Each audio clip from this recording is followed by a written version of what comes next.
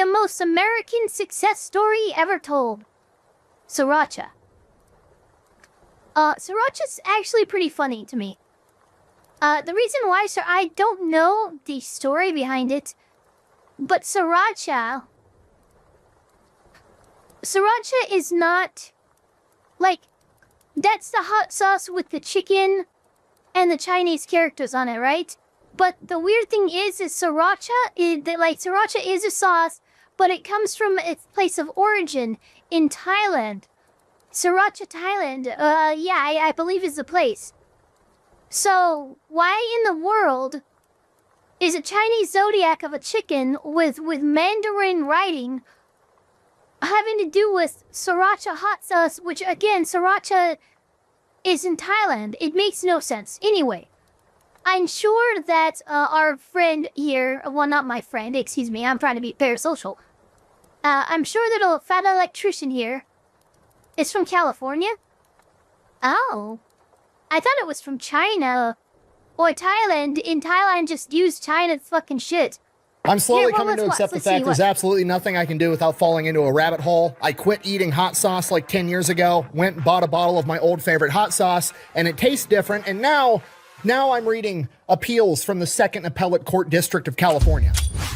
Today we're talking about Sriracha. Okay, like 10 years ago, it used to be my favorite hot sauce, and then one day there was some huge shortage of Sriracha, like a drought or a lawsuit or something, and the only place you could find it was on eBay for like $300 a bottle. It was insane. So like a normal person, I switched to a different product and haven't really looked back since, and then 3 days ago, I got a wild hair up my ass for whatever reason that I wanted some Sriracha. The drought or whatever was causing it to be messed up 10 years ago is probably over, and I could probably just go to the store and buy a bottle of Sriracha, so that's what I did. So I find it on the shelf, I find what I know to be Sriracha, you know, the green little cap with the squeezy bottle with the chicken on it, and then right next to it is like 5 other bottles of hot sauce that are all claiming to also be Sriracha. But I am telling you right now, that motherfucker back there is not real. Okay, that's weird. Usually, like knockoffs, you're allowed to knock off a product, but you have to like call it something different. You can't just be like, I'm gonna make a knockoff of Coca-Cola and call it Coca-Cola. You're gonna get sued into oblivion. Why is the term Sriracha not trademarked? But you know what? Doesn't matter, because I know what the real Sriracha is. So I grab a bottle of cock sauce, I go, I check out, I take it home, I eat the Sriracha.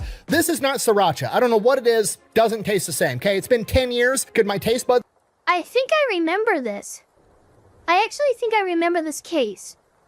I don't remember the specifics, but basically, for the longest time, the person who made Sriracha, sourced their red jalapeno peppers. Yeah, they sourced their red jalapeno peppers that they use in the Sriracha sauce. They sourced it locally, and and it was like freshly, like literally, they would harvest it, and then they would ship it to the factory to make it in the hot sauce like hours later. Like it was as fresh of ingredients as you can get. But there was a point where there was some other company, I think it was called Chilico or something, because this is a case that made it all the way through the California Court of Appeals. So I think it was like Chilico or something, but they for some reason became the company that was responsible for procuring the jalapenos that they were going to use, and they like fucked around a bunch, and they ended up like getting chilies from China that were dehydrated and shipped overseas. It was a whole big thing. Have changed? No, I'm fat. An elephant never forgets. I know what Sriracha is, and that shit's not Sriracha. Okay, something's gone horribly wrong, and I need to figure out what it is. My initial thought was, okay, over the course of the past 10 years, some investment firm, some venture capitalist group bought out Sriracha, added a bunch of preservatives, changed the recipe, made it worse so they could improve profit margins and make a bunch of money, and ruined a perfectly good product. Per usual, that's probably what happened. Then I look into it. I was wrong. It's way worse. Let's just get to the ad. I'm upset. Worse? How is it worse? Mom. Hey, Dad. Mom wants to know why there's 50 of these in the kitchen. It's a long story. Just tell her I needed it, okay? Just give me that. Fine. Anything else? So is he drinking? She doesn't know why there's 50 of the hot sauces in the kitchen. Yeah, well, neither does the audience yet. We're getting to that part. Yeah, why? Yeah, we got to tell them the whole story first. But tell us why there's 50 of those hot sauces in the kitchen. I will, but you got to watch the whole video. Now look at the camera and say, delete me. Delete me. Perfect. High five. Love you. Right. See you later. This video is brought to you by Delete Me, okay? Super simple, straightforward business model. You give them money, they turn around and make sure the data brokers aren't selling your personal information on the internet. Okay, what does that even mean? I'll break it down for you, all right? Everything that you use, or pretty much everything that you use on the internet that's free isn't actually free. They're turning you into a product. You see, pretty much anytime you check that little box that says, I agree to the terms and conditions, what you're allowing that company to do is harvest all of your personal data. They turn around, they sell it to data brokers, and then the data brokers turn around, throw it up for auction for companies to bid on so that they can target you with hyper-specific ads 24/7. But when you have Delete Me, they monitor all the big data brokers, and anytime your personal information pops up for sale on one of their websites, Delete Me automatically fills out an opt-out request, which they legally have to abide by and stop selling your information. And then Delete Me continues to monitor these sites in case they acquire that information again. They will resubmit the opt-out request again. Simply put, a subscription to Delete Me is what actually makes everything that's free on the internet truly free. In my opinion, it's definitely worth it. I've been using them since before they were paying me to talk about them, and I'm going to keep using them after they quit paying me to talk about them. If you want to give it a try, I'll have a link and a discount code down below. Let's get back to the video. All right, we're just going to take it from the top. Our story begins in 1975. The communists take over Vietnam. Living inside of Vietnam at this point in time is a 30-year-old man of Chinese descent by the name of David Tran. And as far as I can tell, David Tran is just a normal dude that has a hobby of making hot sauce in his free time. Okay, ethnically, he's Chinese, but he was born in Vietnam. He spent his entire life in Vietnam. He's Vietnamese by all accounts, okay? But the communist government, over the course of the next couple of years, starts adopting anti-Chinese policies, and eventually he is forced to flee his home country of Vietnam and board a ship with 3,000 other Vietnamese people of Chinese descent, and that ship's name is the Hoi Fong. Now, the Hoi Fong is supposed to be taking all these people to Hong Kong so they can be refugees, but Hong Kong at this point in time is being run by the British, and the British are like, no, we're not fucking taking you. So they're stuck out on this ship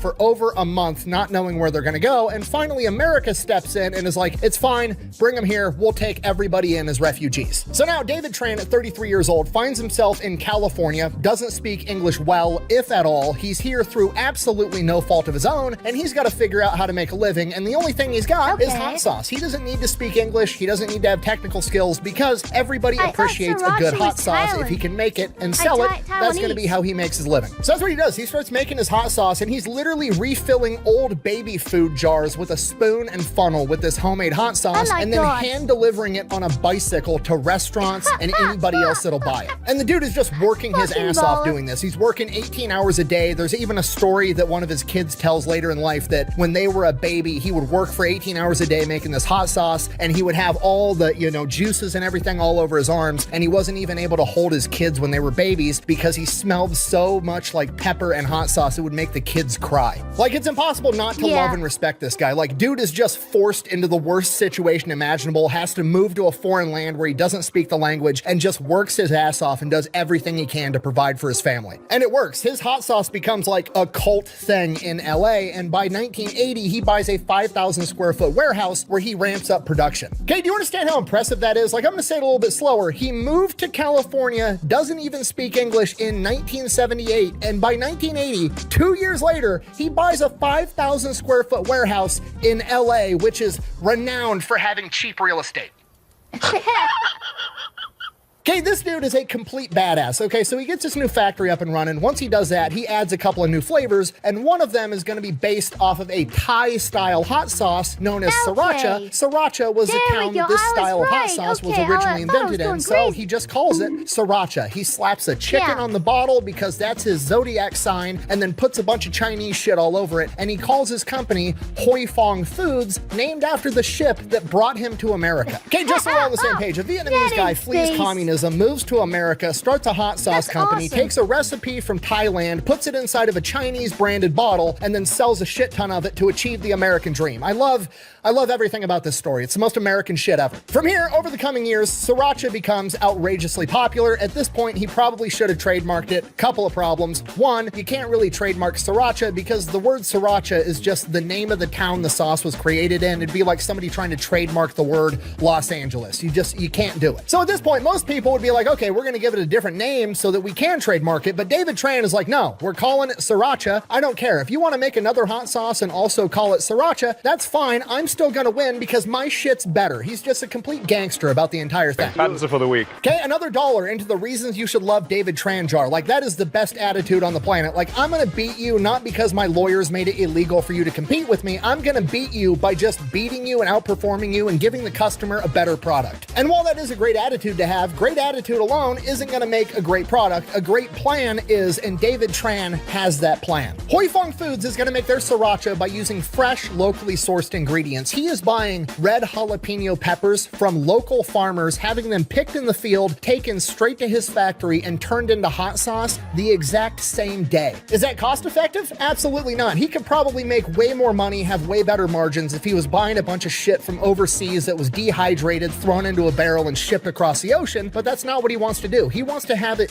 fresh, and he wants to support the American economy. He literally says he locally sources everything that he puts into his hot sauce as his way of giving back to America for bringing him into this country as a refugee. Okay, impossible not to love this guy. Comes to America, works his ass off, does not compromise on morals whatsoever. Like, I'm gonna do the right thing, I'm gonna create a superior product, I'm gonna support my people, and I'm gonna fucking win, and that's exactly what he does. Fast forward, by 1988, he's selling so much hot sauce that he's having trouble sourcing enough red jalapenos to be able to keep up with demand, and a local farmer, Craig Underwood, the owner of Underwood Ranch, hears about his issue and writes him a letter. Not an email, not a text message, doesn't give him a call, writes him a letter that literally just says, and I quote, "Do you want me to grow you some peppers?" To which David Tran is like, hell yeah, grow me some peppers. I need a lot more peppers. So Underwood Ranches starts planting these red jalapeno peppers. And because the ranch is so close to his factory, they're actually able to pick the peppers, put them directly onto a semi-truck, drive them straight to the factory, and within 6 hours, they are turned into hot sauce. And this is what makes Sriracha so good. They're using the freshest ingredients possible, not a bunch of dehydrated shit that they can buy from anybody. So Sriracha explodes in popularity even more. Okay, and it's worth noting, he's not even trying to market Sriracha. The product markets itself. Sriracha has never spent a single penny on advertising or anything else. It's just like, you try it, you like it, you buy more, the end. That's David Tran's entire business model. I create a superior product, the customers will come to me. And it works. Sriracha starts hitting mainstream. It's getting sold all over the United States, at which point Sriracha does start getting some backlash. There's interviewers and reporters asking questions like, hey, why don't you make it a little bit milder? Some people say it's too hot. To which David Tran responded, and I quote, "Then use less. Hot sauce is supposed to be hot. Duh." This motherfucker don't miss. Now, the relationship between Underwood Ranch and Hoi Fong Foods goes on in a conventional sense for like the first 10 years. Basically, Underwood Ranch grows some red jalapeno peppers. They sell them by the pound to Hoi Fong Foods. That's how it's normally supposed to go. And by the end of that 10-year period, Underwood Ranch is supplying 95% of all the red jalapenos to Hoi Fong Foods. And Hoi Fong Foods is accounting for approximately 25% of Underwood Ranch's business. The problem is Sriracha is getting more and more popular by the day, and he needs more red jalapeno peppers, and he wants Underwood Farms to grow them because they have a great relationship. So he goes to Craig Underwood and is like, hey, I need you to grow more red peppers. To which Craig Underwood is like, hey, look, you're accounting for 25% of my business already. That's probably too much for diversity. Like, if I lose you as a client, I'm gonna go out of business. I can't risk growing more of, my available land on these red peppers because it's just too risky. I can't do it. Go ahead and buy some red peppers from somebody else. I'll keep supplying you as much as I possibly can, though.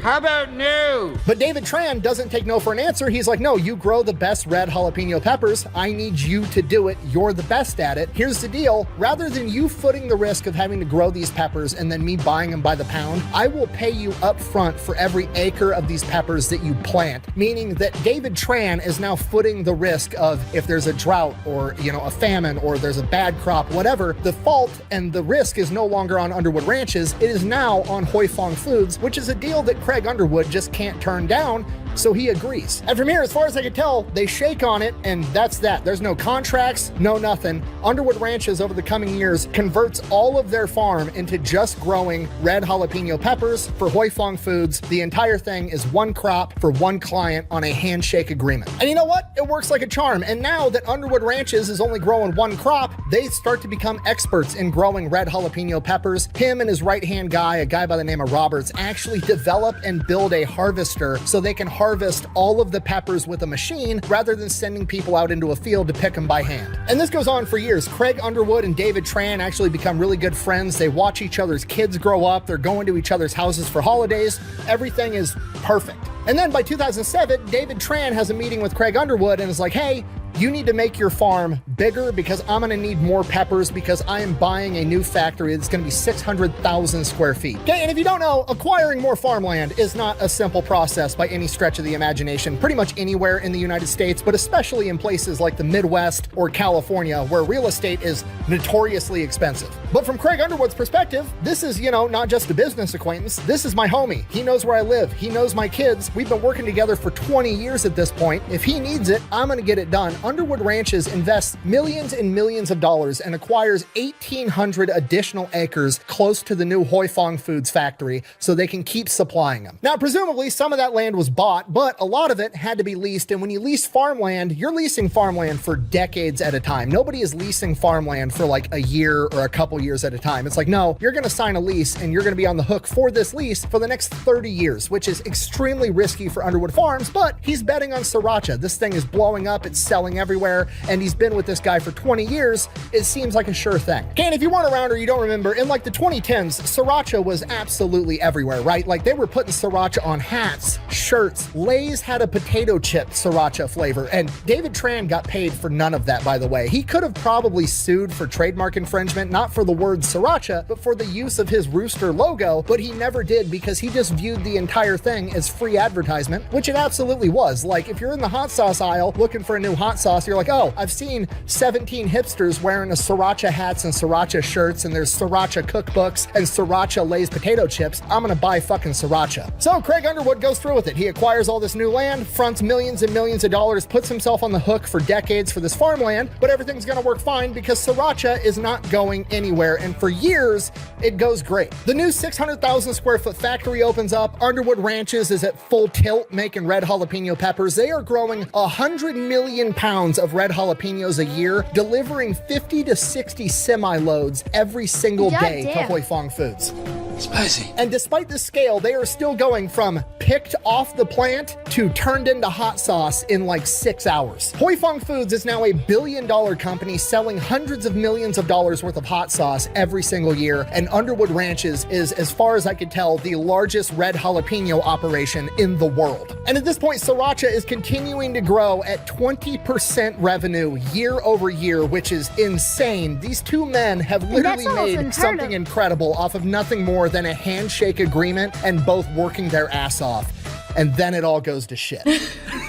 What do you mean? According to the court documents, in approximately 2014, David Tran wanted to give his sister-in-law, who was working for the company, a big raise, but he felt that his wife and son, who sat on the board, wouldn't approve it. So David Tran came up with an idea that he was going to make a new company and just give the company to the sister-in-law as a way to get her to make more money. And that new company was going to be called Chili Co., and Chili Co.'s entire job was going to be acquiring red jalapeno peppers and ingredients for Hoi Fong Foods, and that was going to be that's how he was going to pay his sister more money. Okay, I'm going to say that again, but slower, so we're on the same page. David Tran has just elected to hire somebody who presumably is not qualified to take over the operation of acquiring red jalapeno peppers, which is not even a job that needs to exist because he has one guy that gets him all the peppers that he needs on a handshake agreement. But for some reason, we're going to interject this person that doesn't know what the fuck they're doing to try to acquire the peppers that they already fucking have. Okay, I've said this a million times. If it's not broke, don't try to fix it. Everybody's making literally billions of dollars selling hot sauce and growing chili peppers. Just don't touch it. Leave it alone. Continue making money. But that's not what somebody that's a new hire that doesn't know what the fuck they're talking about is going to do. Absolutely not. Chili Co. starts looking at the numbers and they're like, well, actually, we could buy these dehydrated chilies from China and they would only be $300 a ton. So I think that Underwood Farms should try to compete with these dehydrated chilies from overseas while he's supposed to also deliver brand new fresh chilies that are picked and then turned into hot sauce in 6 hours while he's growing them in California, of all places. What you just said is one of the most insanely idiotic things I have ever heard. So Chili Co. goes to Craig Underwood and is like, hey, we could get this competitor's chilies for $300 a ton. We want you to be able to sell your brand new fresh chilies and deliver them to us with your semis for $500 a ton, to which Craig Underwood is like, absolutely not. It literally cost me almost $700 a ton just to grow these things. That's not possible. At which point the appropriate response would have been, oh, that actually makes a lot of sense. I'm an idiot. Forget I said anything. Is that what they did? Absolutely not. But that's simply not possible. Why isn't it possible? It's just not. Why not, you stupid bastard? The next year, in 2015, Chili Co. pulls Roberts, aka Craig Underwood's right-hand man that helps him run his entire farming operation, aside and tries to hire him away from Craig Underwood. Roberts declines and kind of attributes the entire thing to a miscommunication. He's absolutely right. Around the same time, David Tran gets a hold of Craig Underwood and is like, hey, can we fly a drone over your farming operation? We just want to, look at the crops that are growing, which is weird. He's never done that before, but also drones are new. I've been working with this guy for 20 some odd years. Fuck it, why not? Yeah, as long as it's for your personal use or you just want to look at it, that's fine, go ahead. So Hoi Fong Foods, David Tran flies a drone over, records all this footage of their farming operation, and then nothing seemingly ever comes of it. Then 2016, Craig Underwood is on vacation out of the country. They know that, so they have Roberts come to the Hoi Fong Foods factory where the Chili Co. head and David Tran basically sit Roberts down and say, hey, we're starting this new company, Chili Co. You're gonna work for us. Not asking him to work for them, pretty much telling him, you work for me now, to which Roberts is like, no, I don't. I've been working for Craig Underwood for 2 decades.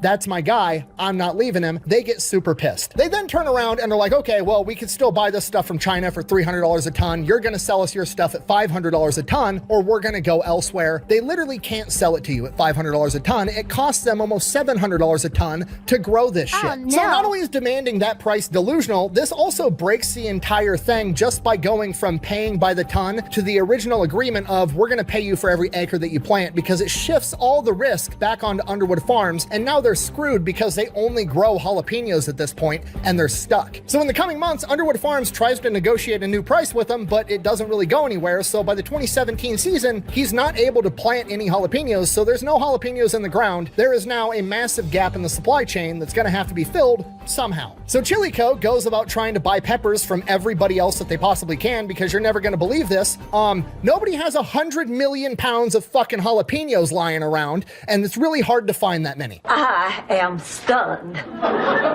Just stunned. So in an effort to help find that, they give all the drone footage of all the proprietary techniques and technology and all the intel that they had gathered through espionage to all the other jalapeno farmers without Underwood knowing. This is bullshit. So essentially, Underwood Farms is basically dead in the water, and they're on the hook for all these thousands of acres of farmland that they leased for the next 20 to 30 years. They're gonna go out of business. While that's going on, Chili Co. and Hoi Fong Foods are getting jalapenos from anywhere and everywhere else that they can, which means the quality isn't that great. Some of the peppers are picked too early, some of them are dehydrated, they're having to use green chilies instead of red jalapenos. It's a giant fucking nightmare, which leads to the hot sauce tasting different, looking different. It's like a burnt orange color. People are mad that the Sriracha doesn't taste like Sriracha. Nobody knows what's going on. So now presumably Hoi Fong Foods is also financially hurting, so they just start digging through all their accounting and they're like, actually, we think a couple years back, I think we overpaid Underwood Farms $1.5 million. We're gonna take them to court and sue them, so they have to give us $1.5 million, and that's gonna help with our financial burden. What a stupid son of a bitch. Okay, and I cannot stress to you enough that this is probably the dumbest fucking idea imaginable. Okay, I've been threatened with quite a few lawsuits in my day, and I have avoided all of them by saying one simple statement back to their lawyers, and that statement is, okay, sue me, I would love to go to discovery with you. Because discovery is this magical part of the judicial process where both parties have to come to the table with all of their evidence, and you can subpoena and get all of their internal records and figure out exactly what was going on, which presumably is exactly what happens. And when Chili Co. and Hoi Fong Foods have to turn over all of their shit, it becomes very apparent that they have been plotting for at least 3 years to screw over Underwood Farms, at which point it goes from them suing Underwood Farms for $1.5 million to Underwood Farms suing them for $23 million and winning in court. It was perfect.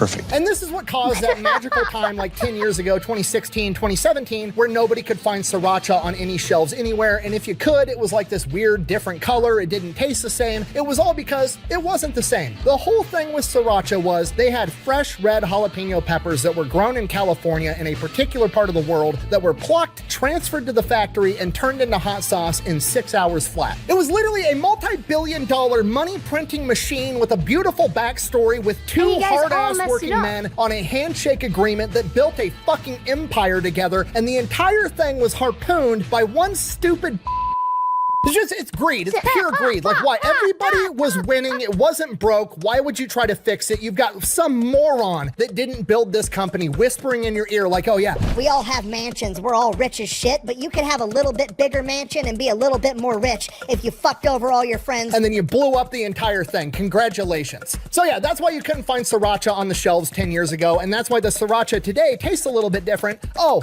but you know the funny part, you know what Underwood Farms did after they won the $23 million lawsuit with Sriracha? They turned around and started making their own Sriracha, and guess what they called it?